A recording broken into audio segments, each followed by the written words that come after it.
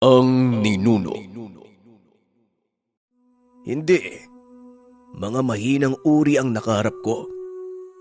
Ikaw, Kuya Alberto, may napatamaan ka ba? Teka, ang ibig kong sabihin, nakita mo ba si Mateo o hindi kaya si Guillermo? Tanong ni Kadyo. Aba malay ko, hindi ko nakita. Madilim kaya? Tugon ni Alberto. Parang pinaunan nila yung mahihina ah. Sa tingin ko, iilan na lang sila ngayon. At siguradong yung natira, sina Mateo at ang hari. Bukod pa dyan, kasama nila ang malalakas na mangkukulam. Wika ni Baki. Pagkaangat ng tingin ng bata, nanlaki ang kanilang mga mata nang may makitang mabilis na paparating sa kanilang tahanan. Hindi na nagsalita pa si Baki. Biglang nagliwanag ang mga mata nito, sabay labas ng imahe ng balaw. Umuusok ang ilong, sabay takbo ng mabilis patungo sa bahay. Sina Kadyo at Alberto ay sumunod kagad, hanggang sa narinig nila ang hiyawan sa tahanan. Animoy nabulabog sila Susan at ang pamilya nito. Mas binilisan ni Alberto at Kadyo ang pagtakbo, hanggang sa bumungad sa kanilang harapan ang 4 na irito. Hindi nakagalaw si Kadyo at Alberto sapagkat ang nakikita nila ang mga matataas na uri ng irito. Isang matandang babae na maraming kung anong palamuti sa katawan. Meron ding lalaki na nagmistulang baliw dahil napakadumi at may sakop ang dala. Si Mateo, hawak si Tatay Juan habang tinatakpan nito si Mang Ismael. Habang si Guillermo naman sugatan. Animoy nakipaglaban kung kanino, pero hindi naman nakalaban nila Alberto at Kadyo. Maging si Baki, hindi din ito nakarap. Totoo nga, napagandaan ng maigi ang lugar. Abay, napasabak pa ako sa mga lamang lupa bago makatapak sa mismong harapan ng bahay. Ay nako bueno, maharlik ang balaw ang nasa katawan mo, bata. Wag na wag kayong gagawa ng kilos dahil ora mismo mamamatay ang 2 matandang yan. Armando, nasa taas ang pamilya ni Susan. Patayin mo ang mga traidor. Wika ni Guillermo. Ang inuutusan nitong tao, yung may bitbit na sako, ito ang mangkukulam na iritong si Armando. Tumango naman si Armando, ngunit mabilis na hinarangan ni Alberto. Bigla na lamang hinampas si Alberto ng sako. Maniwala man kayo o hindi, ang laman pala nito ay isang mahabang bolo. Sumuray si Alberto at sumalampak ang katawan sa hagdan. Kikilos sana si Baki, ngunit sa tuwing umaamba siya nakikita niyang dinidiinan ni Mateo ang pagkakasakal kay Tatay Juan. Wag! Wag yung sasaktan ng tatay. Lalong-lalo na ang nasa itaas ng tahanan. Wika ni Baki. Biglang sumapaw ang boses ng maharlikang balaw. Hoy! Sa oras na tumapa ka sa hagdanan, sisiguraduhin ko sa'yo, mababali ang lahat ng mga buto mo, kasama ng dila mo. Ikaw din, Mateo.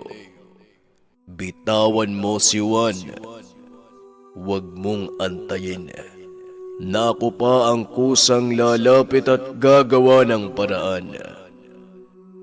Marahil kilala nyo ang mga balaw. Alam nyo ang mga kaya kong gawin. Ikaw naman, Guillermo. Usong-uso talaga ang pangungulekta nyo ng mga bungo. Kalokohan. Walang ibang papatunayan ang isang tagapamuno kung hindi kung papaano nito matataguyod ang isang pangkat. hindi dinadaan sa palakasan at paramihan ng nabibiktima. At huwag kang magpapakampante na kapag kumilos kami, mamamatay si Juan. Dahil hindi ka pa nakakagalaw, mauunahan na kita. Marahil ramdam mo ngayon ng mga kamandag ng mga lamang lupang humarang sa inyo. Malaking puwersa ang nabawas sa iyo dahil sa pagharap mo sa kanila. Wika ng balaw. Umabante ng lakad si Baki. Nakatitig ito kay Mateo. Nang mga sandaling iyon, kinakausap ni Baki ang balaw sa isipan. Ang sabi ng bata kung papatayin umano si Tatay Juan. Wala ka bang tiwala sa akin? Gawin mo lang ang nasa isipan mo. Sasabayan ko yan ng lakas. Wika ng balaw sa isip ng bata. Si Kadyo ay wala na. Nakatulala na lang at nagmistulang statwa. Si Alberto naman, halatang nanigas dahil sa sobrang tindi ng tensyon. Ilang distansya na lang si Baki kay Mateo. Lumingon pa ito kay Guillermo. Pagmasdan mo, Haring Irito! Wika ni Baki sabay bigla na lang sumunggab ng napakabilis. Nawari isang iglap lang. Natilapo na si Mateo. Kaya naman nabitawan nito si Tatay Juan. Dito na sumabog ang komosyon sa lugar. Matapos matiyak nila Alberto at Kadyo na ligtas na si Tatay Juan, sabay itong sumugod sa mga kalaban. Hindi nakagalaw si Guillermo. Sinipa ito ni Kadyo. Habang si Lucrecia naman, tinamaan ng suntok ni Alberto. Si Armando, tinangka nitong umakyat ng tahanan pero hinablot naman ni Mang Ismael ang paa. Dahilan para sumubsob ang muka sa hagdanan. Kaagad namang kumuha ng itak si Tatay Juan. Tinaga nito ang leeg ni Armando. Humiwalay ang ulo sa katawan. Nagsigawan ang mga tao sa tahanan habang nakikita ang nangyayari. Matapos namang bumagsak ang matandang si Lucrecia, pinagtulungan ni Alberto at Kadyo si Guillermo. Parang mga wala sa sarili ang magkapatid. Kitang-kita sa mga ito ang malulupit na pag-atake na parang mersenaryo.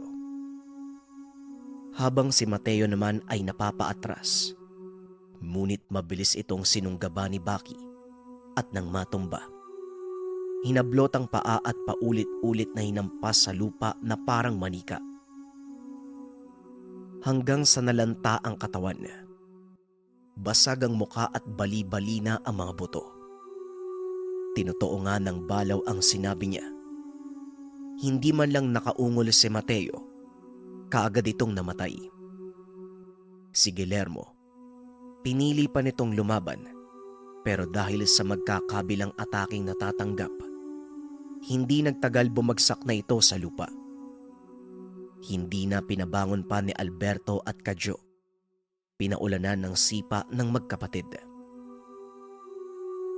Animal ka? Buhay ka pa? Hari ka pala? Ako ang hari dito! Wika ni Alberto. Mukhang patay na ata, tama na yan. Teka, anong ikaw yung hari dito? Iparinig mo nga yan sa Marlik ang balaw nang sumakabilang buhay ka din. Tama na yan, ano ba? Baki, palabasin mo nga si Balaw, ang tigas ng ulo ng kuya mo eh. Patay na nga yung tao, hindi pa tinitigilan. Wika ni Kadyo. Nang mga sandaling ito, hindi na nakialam pa si Baki sa ginagawa ni Alberto. Samantala, naging matagumpay ang kanilang isinasagawang hakbang. Dulot ito ng pagtutulungan. Si Susan at ang pamilya, nang matiyak na wala na ang komosyon, bumaba ito ng bahay. Umiyak pa ng mga sandaling ito ang kapatid ni Susan.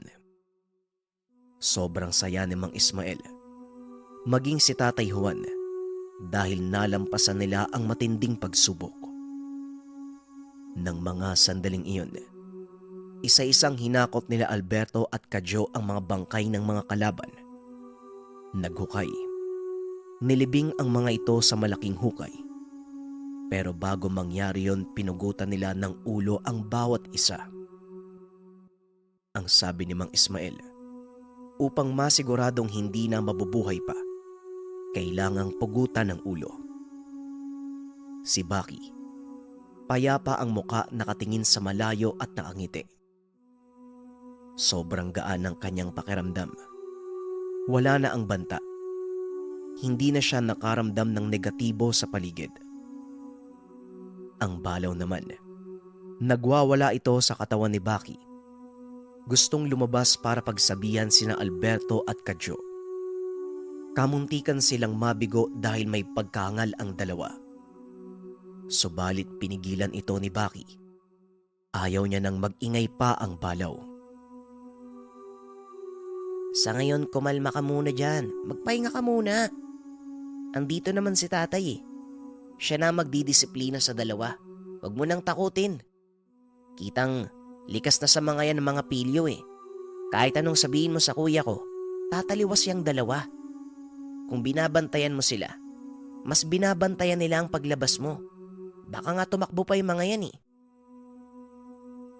Wika ni Baki sa sarili. Matapos ng madugong tagpo, ilang araw pang nanatili sa bahay nila ang pamilya ni Susan.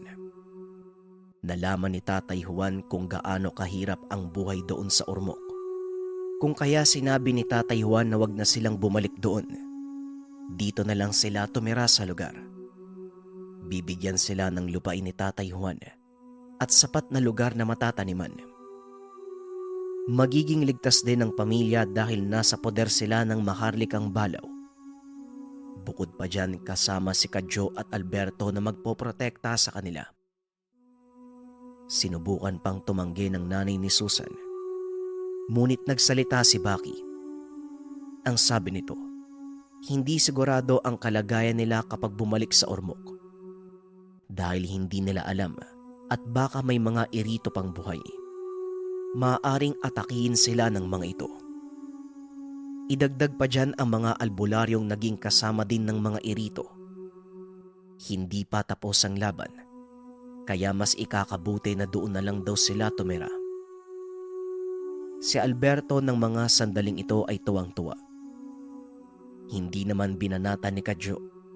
Hinayaan niya na lang ang kapatid. Maraming balakid at pagsubok sa buhay ang dumating sa pamilya nila Baki. Nagpatuloy naman sa pagsupil sa kasamaan ng bata. Kasama nito ang maharlikang balaw at kapatid. Umabot sa punto, nagbinata na si Baki. Mas naging malakas.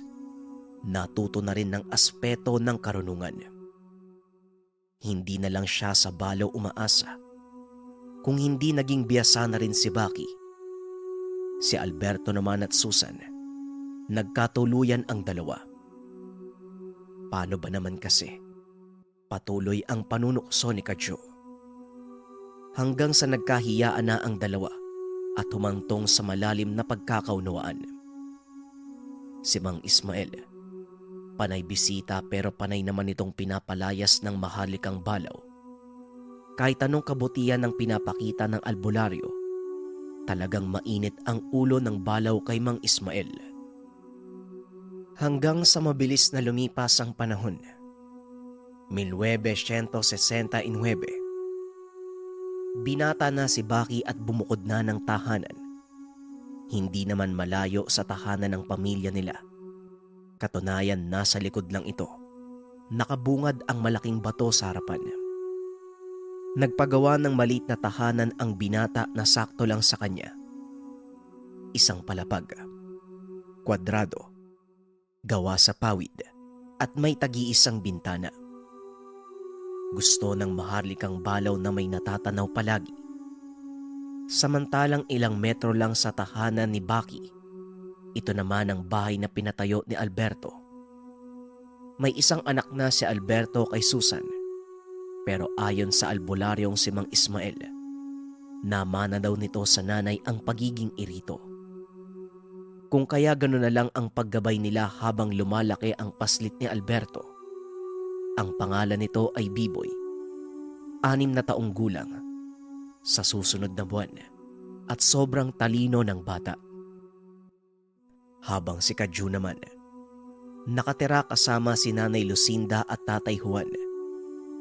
Hindi pa nag-aasawa. Mas pinili nitong manatiling binata upang tamasin ng mahaba ang pagiging malaya. Baki? Baki hoy, gumising ka na. Angat na ang araw Nakalubog ka pa rin dyan. Ay talagang napakatamad nitong lalaki na to Palibasa, masyadong dinuduyan ng maharlikang balaw, kaya nagiging tamad. Kapag ako nainis dyan sa balaw na yan, gagapusin ko kayong dalawa. Isisilid ko kayo sa sako at papausukan. Tignan natin!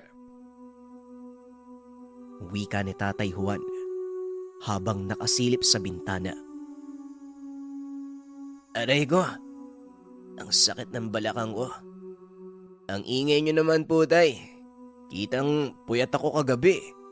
Alam nyo naman palagi akong umaalis Tugon ni Baki. Puyat? Puyat ba ka mo? Di ba kasama mo si Kadyo? Ay sus, si Kadyo naroon sa uma kasama namin. Kasama na mga kapatid ni Susan, kumakayod na ang kapatid mo. At kagaya mo, puyat din yon. Ano mang ginagawa natin na labas sa ating natural na trabaho dito sa bahay, dapat hindi maapektuhan ng daloy nating buhay. Tumayo ka na. Sasabuyan kita ng tubig Wika ni Tatay Juan. Ay nako, etong si tatay hindi nakakahalata. Paanong magiging puyat si kuya? Dumidiskarte yon kay Risa Wika sa sarili ni Baki. Lumabas na ito ng tahanan. Napakaganda ng panahon. Kahit mainit. Mahangin naman at kumikinang sa ganda ang kapaligiran na may bahid pa ng hamog na naiwan ng ambon kagabi. Nang mga sandaling ito, inaalala ni Baki ang laging sinasabi ng balaw sa kanya. May nangyayari daw iringan sa mundo ng mga engkanto. Ayon sa balaw, ang mga walog daw ay nagre-rebelde. Mas pinapahalaga ng diwata ang maharlikang balaw. Dito nagtitiwala ang diwata. Naaasiwana at galit ang mga mandirigmang engkanto. Baka hindi magtagal, magkaroon ng digmaan sa loob ng lugar ng mga nilalang. Alam ni Baki na pinag-iinitan ang balaw ng mga mandirigmang engkanto. Hindi pa niya nakikita ang mga nilalang. Pero batay sa balaw, mas malaki pa ito sa kanya. At ito ang mga bantay ng mga lagusan sa bawat teritoryo. Matapos maligo ng binata, kagad itong nagbihis at umalis. Nagtungo sa uma dahil ito naman ang madalas na ginagawa ni Baki sa araw. Nagmaktol pa si Baki. Kita sa muka na animoy nayayamot. Bakit parang palakang nakasimangot yung mukha mo? Wika ni Kadyo. Kasi nadadamay ako sa'yo. Alam mo namang 4:00 na tayo nakauwi. Tapos ikaw parang hindi natulog. Dumiretso lang sa uma. Kinukumpara ako ng tatay sa'yo Palibasa, ginaganaan ka palagi dahil may gusto ka kay Risa. Wika ni Baki. Hindi na sumagot pa si Kadyo. Baka mas lalo itong magalit sa kanya at isumbong pa siya sa balaw. Alam naman ni Kadyo na mainit ang ulo ng balaw sa kanya, pati na rin kay Alberto. Hindi kalayuan sa uma ang bahay ng pamilya ni Risa. Katunayan, nasa kanto lang ito ng lupain na ibinigay ni Tatay Juan. Nang mga sandaling iyon, parang matutumba si Baki habang nakatuwad. Inaalis ang mga ligaw na damo. Sobrang antok ng binata Hanggang sa bigla na lang nagsalita ang balaw na siya namang halos magpatalon sa gulat kay Baki. Hoy, Baki! Sa unahan, may gumagalang nilalang. Hindi ko alam kung lamang lupa ba o aswang. Sus naman oh, hihimatayin ako sa'yo eh. Pwede bang ibulong mo na lang? Pampawala ng antok. Huwag ka nang magsalita. Pagmasdan mo sa bandang manggahan. Nakikita mo ba yun? Hoy, dito ka tumingin. Ang layo ng mata mo nasa gubat. Doon oh, sa unahan, sa likuran ng bahay ni Larissa. Wika ng balaw. Hindi nakakibo si Baki nang makita ang sinasabi ng balaw. Naglalakad na tao sa ilalim ng manggahan. Hindi niya masyadong maaninag ang itsura dahil bukod sa may kalayuan, nasa silungan din ito ng anino ng mga puno. Magpasaganon pa man, tahimik na lumapit si Baki upang alamin kung ano ba talaga ito. Batay sa balaw, hindi sigurado ang gabay kung ano ito. Habang unti-unting lumalapit, pabilis naman ang pabilis ng lakad yung tao. Hanggang sa nanlaki ang mga mata ni Baki dahil sa tuwing napapadaan ang tao sa mga puno. Paglampas sa kabila, nag-iiba-iba ang itsura. Nagiging babae, lalaki, matandang lalaki at matandang babae. Kung kaya ng mga sandaling ito binilisan na rin ni Baki ang paglalakad, pero hindi siya nagpapalata. Nakabaling ang tingin niya sa ibang direksyon, ngunit nakagilid naman ang mga mata kung saan sinusundan niya ng tingin ng tao. Si Kadyo, nakakunot ang muka dahil napansin nito ang kakaibang reaksyon ng bunso. Kaagad niyang naramdaman na parang may kalaban sa lugar. Mabilis niyang hinaplos ang tangang ngipin ng balaw at dito kaagad siyang napatingin sa bandang likuran ng bahay ni Larissa. Lintik. May kalaban nga. Wika ni Kadyo. Inabisuan niya si Larissa na kunin ang nanay nila at dalhin pansamantala sa bahay doon sa burol. Kaagad namang tumango si Risa, kumaripas ng takbo patungo sa bahay nila at sinambit ang nanay nitong si Norma. Pagkasilip sa bintana at nakita ang pagkaway ng anak, kaagad lumabas ang nanay Norma at tumakbo papuntang uma. Nang mga sandaling ito, sigurado na ang kalagayan ng mag-anak, kaya kumilos na rin si Kadyo. Pinagmasdan niya yung tao sa manggahan, huminto sa paglalakad, habang si Baki naman bigla na lang naglaho sa paningin ni Kadyo. Hindi na nagpatumpik-tumpik pa si Kadyo, kaagad tumakbo patungo sa lugar. Samantala ng mga sandaling ito, si Baki ay sumuksok sa malapad na talahiban. Ito ang payo ng balaw upang mamatyagan nilang maigi ang kilos ng pinaghihinalaan nilang kalaban. Hindi sigurado ang balaw kung ano ito. Baka bulagain sila at malakas na uri ng nilalang. Ikaw talaga, kung saan-saan mo ako dinadala. Pwede bang diretsohin na lang natin? Ang kati dito eh. Huwag ka nang magreklamo. Malay mo may patibong. Hindi ba sinabi ko sa'yo na hindi ako sigurado kung ano yan? Magaling magtago ng presensya. Aba, teka nga. Parang nag-iingat ka ata ngayon ah. Samantalang dati naman, napakapusok mo. Sugod lang ng sugod at hindi alintana ang panganib.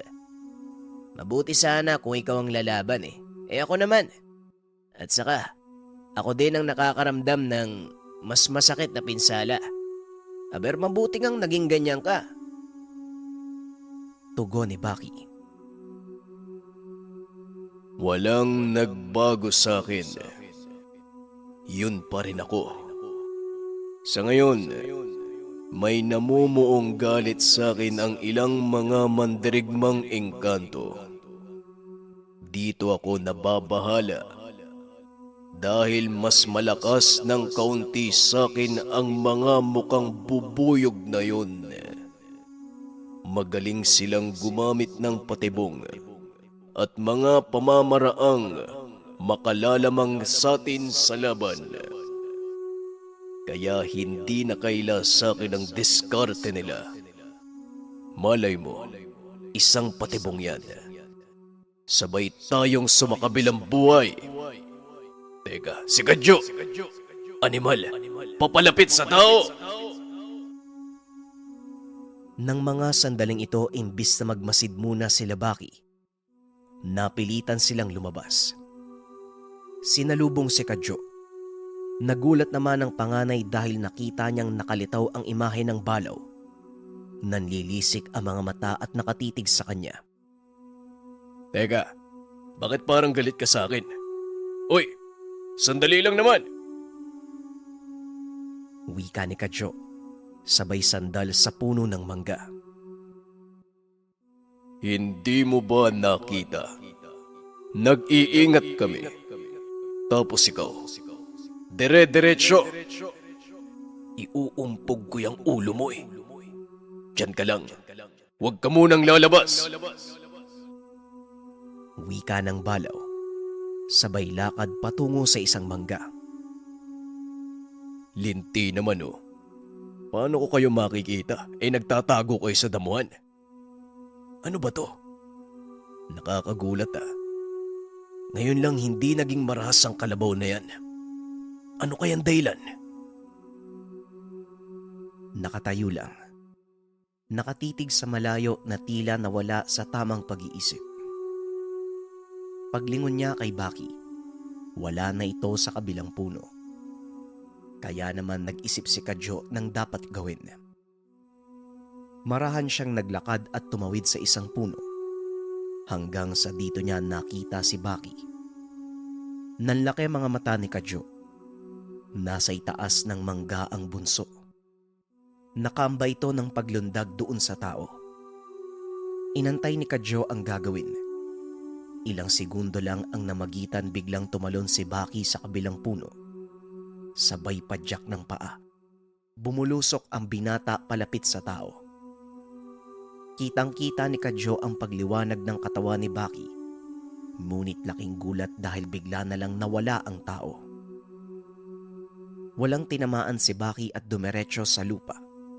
Sumubsob ang muka at nagpagulong-gulong. Teka, paanong nawala? Aray, ang sakit ng bato ko ah. Ikaw kasi mali yung diskarte mo eh. Pwede naman dito sa baba sagurin. Wika ni Baki. Huwag ka nang magreklamo. Kahit ako, nagtataka kung paano. Tugon ng balaw. Tumingin si Baki sa buong lugar.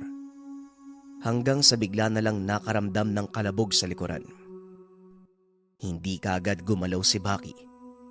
Alam niya sa sarili na nasa likod niya yung tao.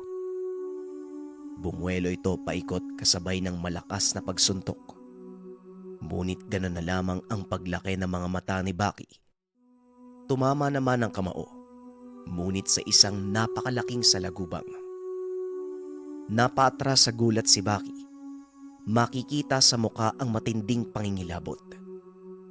Samantalang si Kadyo naman, hindi nakagalaw habang nasa gilid ng puno. Tila sobrang nangilabot nang makakita ng ubod ng laking salagubang. Lampas tao ang tindig, ngunit 3 kalabaw ang haba. Merong sungay sa ulo na kamukha ng sausa. Anong kalokohan tong nakikita ko? Teka, hindi naman guni-guni. Tinamaan naman ni Baki. Pero nakita ko kung paanong gumalaw yung higanting insekto. Wika ni Kadyo. Ay, Ay, magsalita ka, Balaw. Ba't ang tahimik mo? Anong halimaw ba yan? Tanong ni Baki.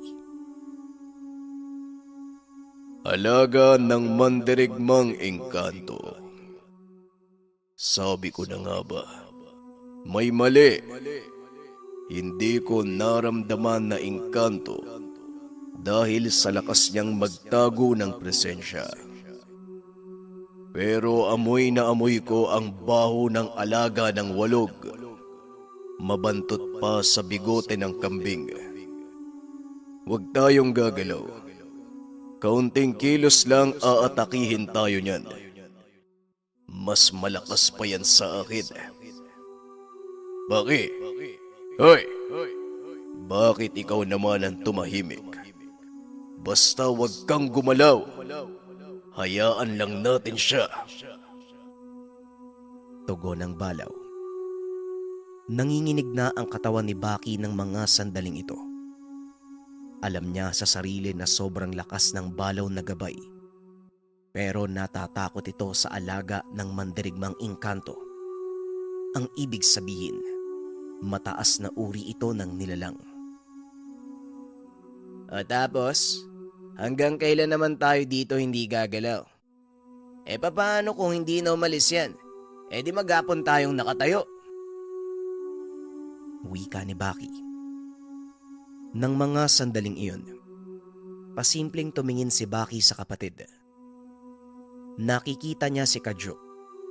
Nagmumukmok sa likod ng malaking puno ng mangga.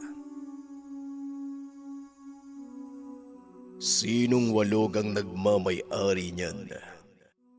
Marami silang mandirigmang engkanto. Bawat isa may pagkakakilanlan. Teka, may palamuti sa leeg. Alam ko na. Alaga ni Hasyan. Ang mandirigmang engkanto. Matagal na kaming may alitan. Wika ng Balaw. Wala akong pake kung kaninong alaga pa yan. Ang sa akin ngayon, wala na ba tayong magagawa? Hanggang dito na lang ba? Pwede namang sigurong tumakbo, di ba? Tanong ni Baki. Kapag tumakbo ka, hahabulin ka niyan kahit saang lupalop ka magpunta. Ako ang punteriya niyan at sigurado kong nakatuon sa akin ang nilalang.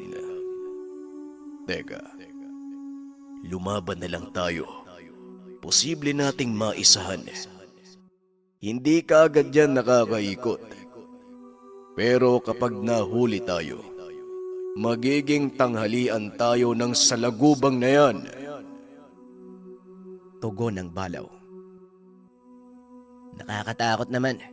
Ayoko pang mamatay, no? Tumakbo na lang tayo. Ayos lang naman sa aking tumakbo kahit saan magpunta. Para makapag-isip pa tayo ng paraan kung paano maiisa ng halimaw na yan. Doon na lang sa dagat. Tama, doon nga. Wika ni Baki. Ngunit ayon sa Balaw, hindi maaaring mataguan ang alaga ng mandirigmang engkanto. Puwera na lang sa dagat ngunit ang mahirap. Hindi naman pwede ang Balaw sa lugar. Siguradong aatakihin sila ng mga lamang dagat na engkanto kapag pumunta sila doon sa lugar. Hindi kasundo ng mga engkanto sa dagat ang mga engkanto sa lupa. Kung gano'n naman pala, ang ibig sabihin wala na kaming takas. Sa madaling salita, mamamatay na lang tayong dalawa. Teka, matanong ko nga. Bakit ba nagbabago-bago ng anyo? Tanong ni Baki. Kailangan ko pa bang ipaliwanag? Nasabi ko na. Magaling silang gumamit ng patibong. Hindi pa ba halata? Nahulog na tayo. Ang magagawa na lang natin, lumaban. Makinig ka sa akin, Baki. Pakawalan mo ang isipan mo nang magamit mo ang buong lakas ko. Paminsan mapaglaro ang isipan mo, kaya hindi ako nakakampante. Tugon ng Balaw. Pumayag naman si Baki. Pinayapa ang isipan. Walang problema at hindi naaantala. Ano? Handa ka na ba? Narinig niya ang paghangos ng Balaw. Indikasyon na handa na ito. Kasabay noon pinag-aralan niyang maigi kung saan aatake. Sa gilid ba? Sa likod o sa harapan? Alin man ang nasa isipan mo ngayon, gawin mo't malaya ka. Kinarga ko na ang buong lakas ko sa katawan mo. Wika ng Balaw. Walang sabi-sabi. Mabilis na tumakbo si Baki at sumugod sa harapan. Kapag gumalaw ang nilalang ay sa kanya lamang babaguhin ang atake. Ngunit nang malapit na si Baki, inatake siya ng nilalang. Sa sobrang bilis ay hindi niya inaasahan. Inararo ng salagubang ang binata sa lupa. Hanggang sa bumuelo si Baki sabay hawak sa sungay nito. Pumatong sa ulo at paulit-ulit na sinuntok ang batok. Pero sadyang matigas at nananakit na din ang kamay ng binata. Winawasiwas ng nilalang ang ulo. Tumakbo ito malapit sa puno at binangga. Naipit si Baki at napasigaw sa sakit. Nang mga sandaling iyon, hindi na mapakali si Kadyo. Ito ang unang pagkakataon na nakita niya si Baki na nasaktan. Kahit nasa loob pa ang Balaw, nagbibigay ng malakas na kabal. Hindi ito naubra sa nilalang. Yawa, huwag mong saktan ang kapatid ko! Wika ni Kadyo sabay takbo ng mabilis papalapit sa nilalang. Kumabig sa gilid. Sinuntok ang tiyan ng salagubang. Nagulat naman ang binata dahil tumalab ang suntok ni Kadyo. Lumusot ang kamay. Bumulwak ang napakabahong likido. Nagwala ang nilalang. Nagpaikot-ikot sa ilalim ng puno ng mangga. Nagulat din ng Balaw sa nakita.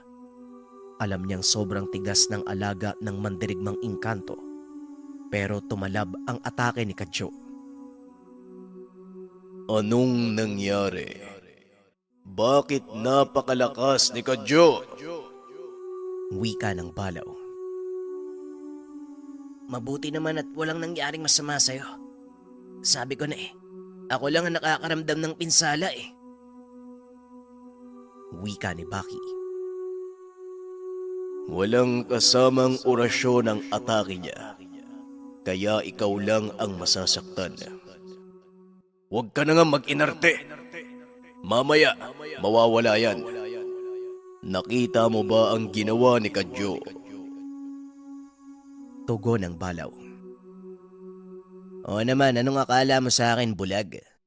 Kung anong nakikita mo, nakikita ko rin. Teka, may pagkaaning ka din ano? Ang sabi mo malakas yung insekto. Bakit tinabla ng atake ni kuya? Ngayon alam ko na. Mahilig ako maglaro dati ng salagubang.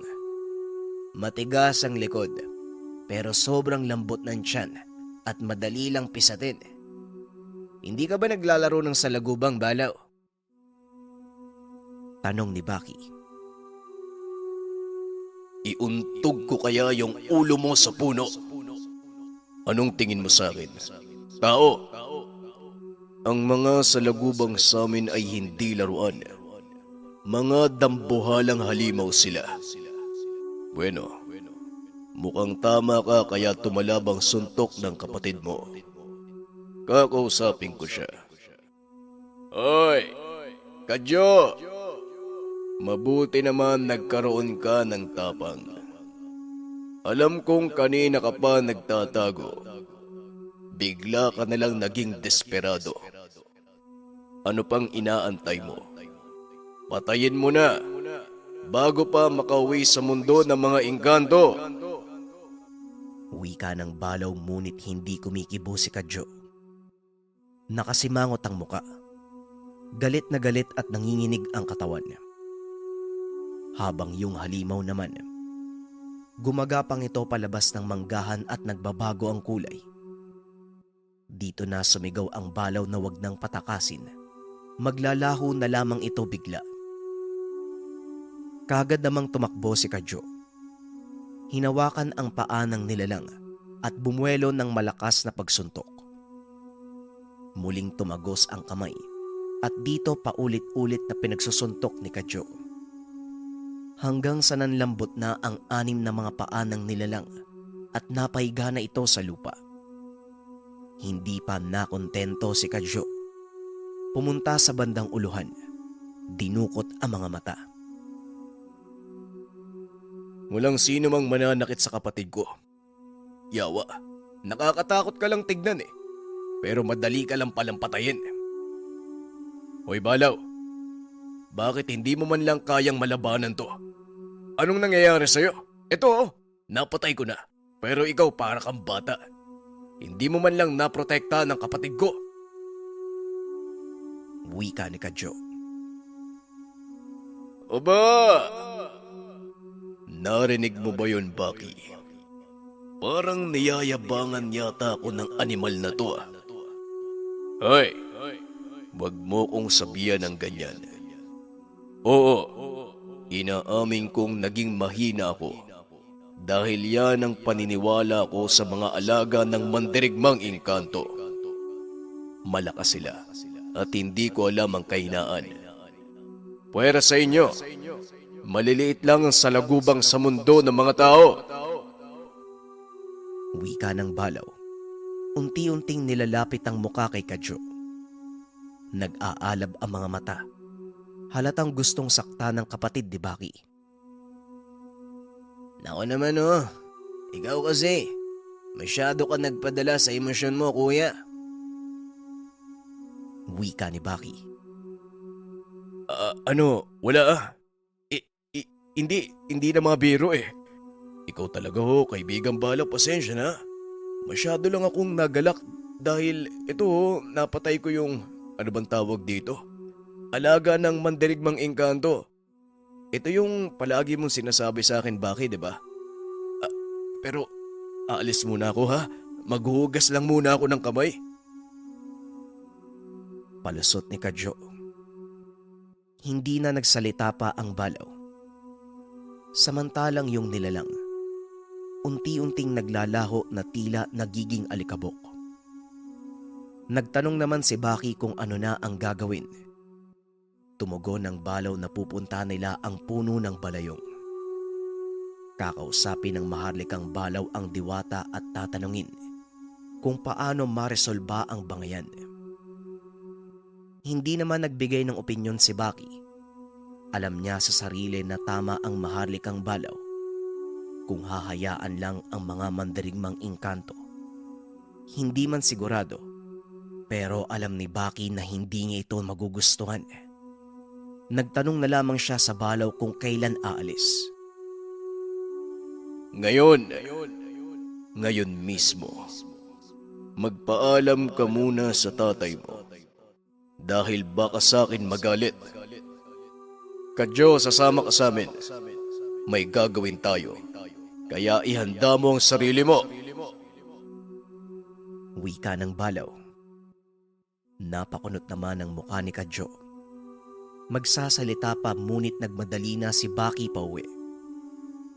Kagad namang sumunod si Kadyo at nang makarating sa tahanan, akala niya kung ano ang pinag-uusapan ni Tatay Juan at Baki. Nakasimangot ang mukha ng ama, panay pa ang sipat sa kanya. Paglapit ni Kadyo, narinig niyang nagpapaalam si Baki. Isasama mo din si Kadyo. Hindi ako magiging kampante. Sasama na din ako. Alberto! Bantayan mo ang mga may iwan dito sa bahay. Teka, bakit hindi mo nabanggit si Alberto? Bakit si Kadyo lang ang sasama? Tanong ni Tatay Juan. Hindi na kailangan si Alberto. Sobrang taba. Noon pabigat na yan. Mas lalo pa ngayon. Tama lang nagwardya na lang siya at dito sa paligid ng tahanan. Sige na, Juan. Kung sasama ka, halika na! Wika ng Balaw. Kagad namang kinuha ni Tatay Juan ang tabak. Nagpaalam kay Nanay Lucinda na kasalukuyan noong nakadungaw sa bintana. Matapos nun tuluyan na silang umalis. Habang naglalakad, hindi kaila kay Kadyo na gagamitin muli ng Balaw ang lagusan ng mga engkanto. Lalo pat nakikita niya ang kinikilos nito. Tinatapik ang bawat punong madadaanan. Umuungol din ang Balaw na tila may sinasambit na lugar.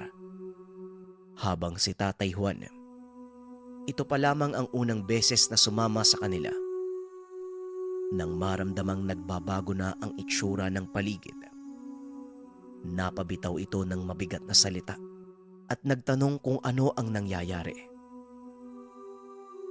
Mawalang galang na, Juan. Pero kung gusto mo pang mabuhay, huwag kang mag-ingay. Huwag ka ring lilingon sa gilid o hindi kaya sa likuran. Wika ng Balaw. Ano ka mo?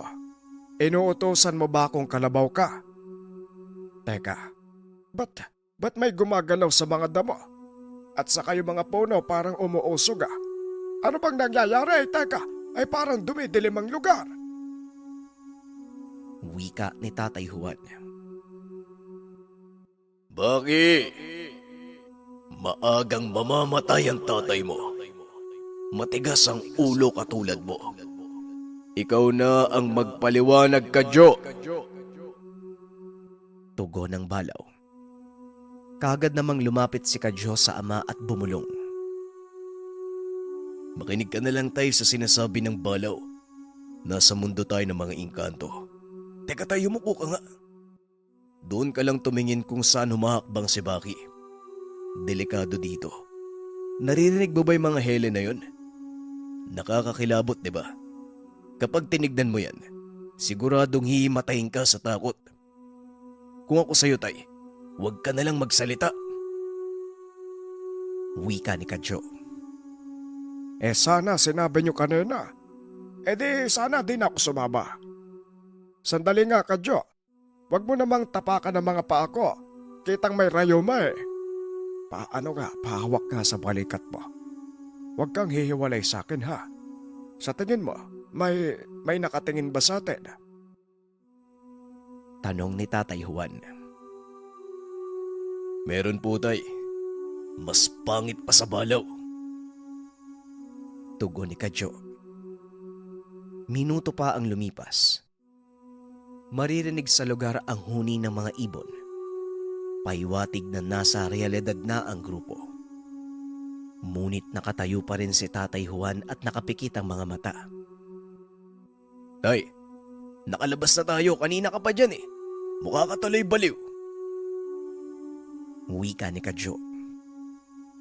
Pag-angat ng tingin ni Tatay Juan, maliwanag na at tirik na ang araw. Ngunit nang masilayang tumatawa si Kadyo, kagad itong nilapitan ng matanda at dinagukan. Kanina pa pala. Bakit hindi mo man lang ako sinabihan? Nagmukha tuloy akong baliw. Sandali nga, nasaan ba tayo? Teka, Kadyo. Tignan mo ang malaking puno. Yung nasa gitna. Parang katulad nung tirahan ng Balaw. Lahat ng mga puno sa gilid nakayuko. Wika ni Tatay Juan. Balayong ang tawag dyan. Doble ang pagkabanal ng puno. Maliban sa pagiging dignum, matatawag ding sinukuan, katulad ng tirahan ko dati. Sinukuan ang tawag. Dito lang kayo. Baka magalit ang mga nakabantay sa paligid. Bagi, saan ka ba nakatingin? Hoy, halika na! Wika ng Balaw. Mga alitap-tap ba yan? Paano naman nangyari yon? Ang taas ng araw ah. Ayon sa Balaw, hindi naman alitaptap ang nakikita. Maliliit na diwata, bantay ng reyna na nasa puno. Huwag kang magpapaakit sa kanila. Huwag ka ding hahawak sa mga damo na madadaanan natin. At higit sa lahat, huwag ka nang magtanong kung bakit kita binabalaan. Alam kong namamangha ka at hindi nakukontento sa simpleng sagot. Kaya halika na. Dumiretso ka lang. Wika ng Balaw. Nang mga sandaling iyon, hindi maiwasan ng binata ang mamangha sa lugar. Bagaman marami nang nakita na kakaibang lugar, ngunit para sa kanya, paraiso kung nasaan sila ngayon. Hanggang sa makarating sila sa malaking puno ng balayong. Huminto ang binata. Naramdaman sa sarili ang unti-unting paglabas ng nilalang sa katawan. Ito pa lang ang ikalawang beses na lumabas ang Balaw. Nakita din niya ang malaking pagbabago nito. Yung dating napakapangit, mas pumangit pa dahil kumapalang balahibo at mas humaba pa ang sungay. Ay kaibigan, may sasabihin lang ako. Walang katulad. Walang katulad yung kapangitan mo. Nakakakilabot ka. Wika ni Baki. Gusto mo bang ipakain kita sa mga halimaw dito? Manahimik ka dyan. Wika ng Balaw. Nakatuon lang ang atensyon nito sa malaking puno. Tila nagdadalamhati ang muka. Kahit napakabangis, halatang naging maamo ang itsura. Nang mga sandaling ito, pinigilan na lang ni Baki na matawa. Alam niya sa sarili, nagpapakita ito ng respeto sa reynang diwata. Pero ang tanong, bakit hindi niya pa ito nakikita? Tinignan niya ang ama at si Kadyo. Ngunit nang laki ang mga mata ni Baki sapagkat wala na doon ang mga ito. Nagbago ang lugar. Napunta sila sa masukal na gubat. Nasaan? Nasaan sila? Bakit nawala? Hindi nagsasalita ang Balaw. Hanggang sa may unti-unting lumitaw sa harapan.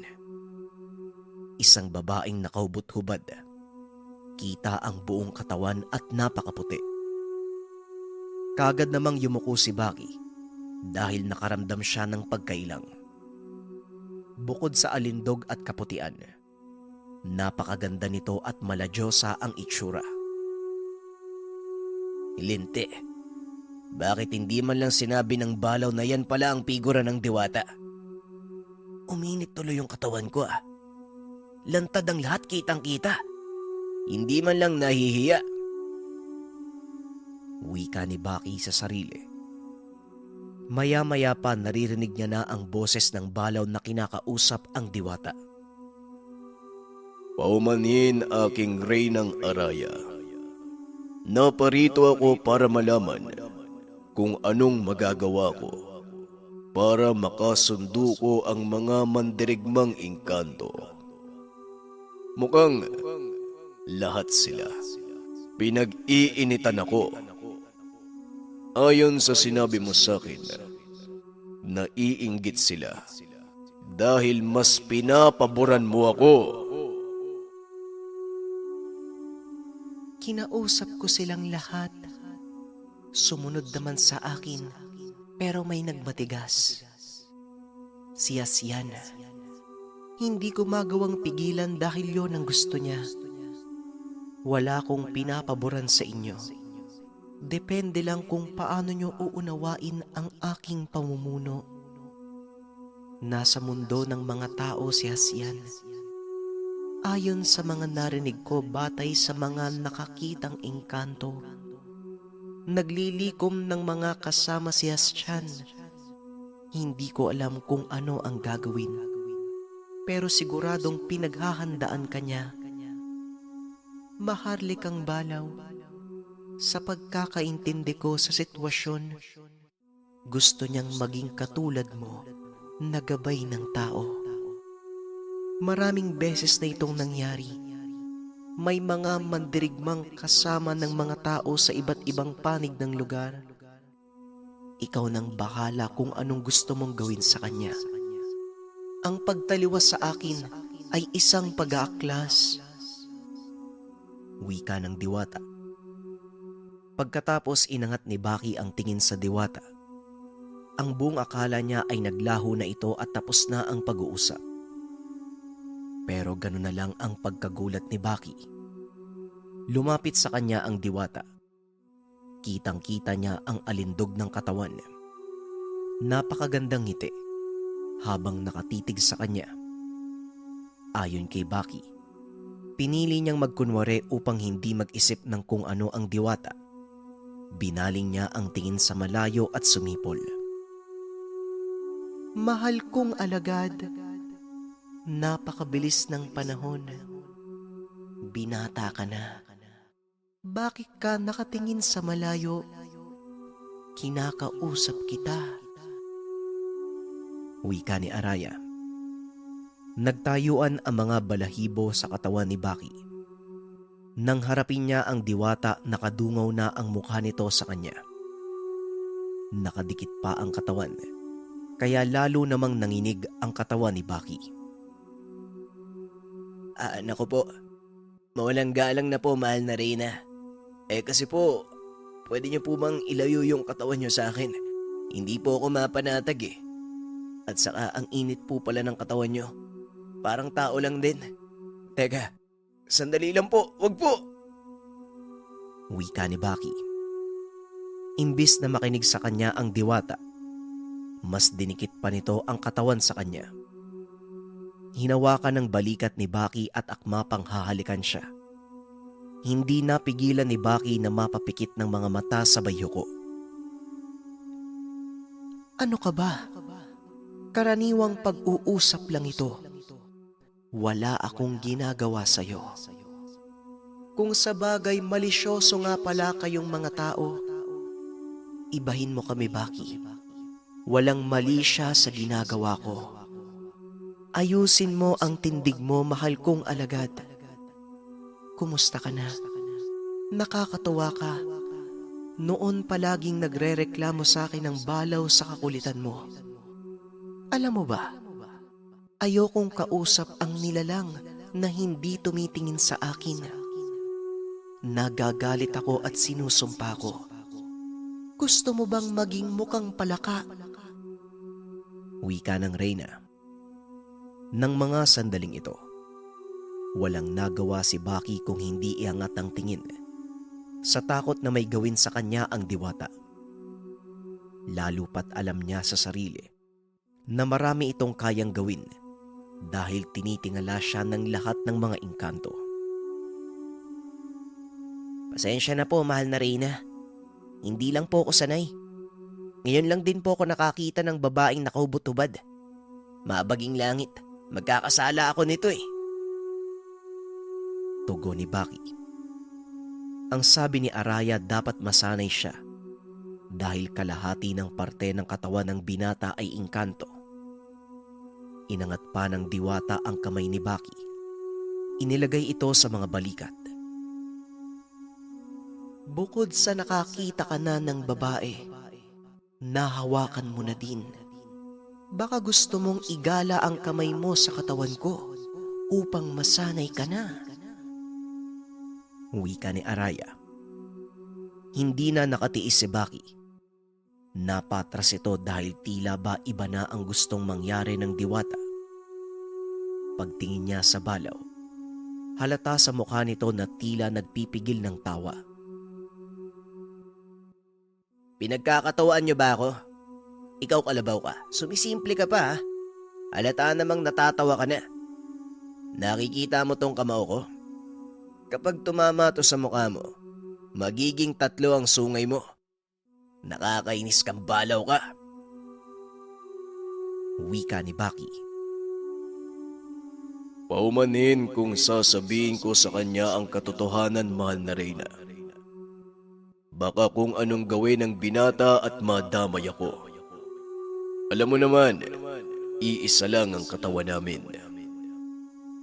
Si Araya ang reyna ng mga diwata. Habang lumalaki ka, nagugustuhan ka niya. Dati ko pa gustong ipaalam sa'yo, kaso baka hindi ka maniwala. Hindi talaga yan ang ugali ni Araya. Ngayon lang dahil nandito ka, kaya siya nagkakaganyan. Pagpapaliwanag ng maharlikang balaw. Paumanhin, mahal kong Baki. Kung tao lang ako, ikaw ang gusto kong makasama. Walang iba kung hindi ikaw lang. Tugon ng Reyna. Naku po, iba po ang inaasahan ko kaya kami nagpunta dito. Gusto po naming makausap para po malaman kung paano mareresolba ang alitan nila ng mandirigmang engkanto. Wala naman po to sa usapan. Ginagalang kita, Diwatang Araya.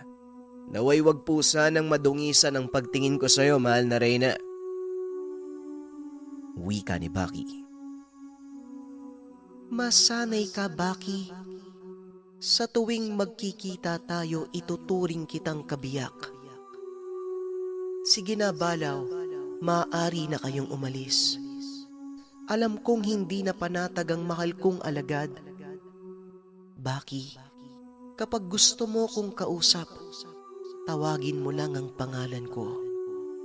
O hindi kaya naman, ako na lang ang lalapit sa'yo kapag may problema ka.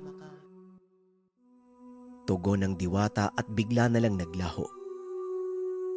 Kasabay naman nito ay narinig niya ang pagsigaw ni Kadyo. Paglingon niya sa kinaroroonan, nanlaki mga mata ni Baki dahil nagbalik na sa normal ang lugar. Nawala ang masukal na kakawyan. Napalitan ng kaunting espasyo at naroon na din ang tatay at kapatid. Huwag ka nang magtaka, bata. Nasa loob tayo ng karian kanina. Nakatago ito at walang sino mang tao ang makakakita maliban sa'yo. Halika na, kumilos na tayo. Wika ng balaw sa loob ng katawan ni Baki. Panay bigkas naman ng mabigat na salita ang binata. Sinasabing bakit ganun makitungo sa kanya ang diwata. Napakaingay mo. Gusto mo bang hilingin ko sa kanya na samahan tayo palagi? Ang sabi ko naman, habang lumalaki mas tumitindi ang pagmamahal sa'yo ni Araya. Sa tingin niya, gwapo ka. Pero para sa akin, napakapangit mo. Wika ng balaw. Ano? Yung mukha mo, ano sa tingin mo? Mas masahol ka pa nga sa mukha ng kambing. Kung sa bagay, hindi ka naman humaharap sa salamin. Kung makikita mo lang yung sarili mo, abay pangit ka din. Tugon ni Baki. Hindi na nagsalita pa ang balaw habang papalapit kina Tatay Juan at Kadyo. Maririnig sa tono ng mga ito ang pag-aalala. Uy, ano bang nangyari? Bigla ka nalang nawala. Alam mo ba, kanina pa kami paikot-ikot dito. Umiiyak na nga si tatay. Sumasakit na daw yung rayuma niya. Saan ba kayo nagpunta? Tanong ni Kadyo. Basta dyan lang. Kinausap lang namin yung Reyna. Akala ko nga may maitutulong, wala naman pala. Salip.